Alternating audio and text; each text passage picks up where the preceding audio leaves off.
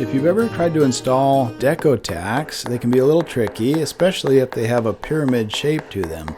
You could try hammering them with a standard hammer, but usually it means fixing a bent or crooked tack.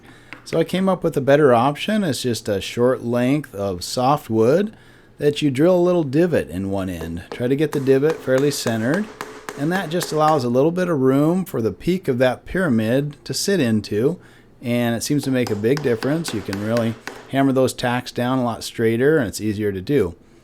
Another thing that's really helped me along my way with upholstery is using templates.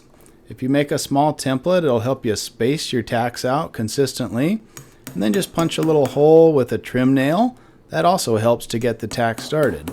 These tacks are very long, so we trimmed them back to about 7/16 inch on the spike, and that's just less distance you have to drive it into hardwood in this case, which makes it a little more challenging than normal.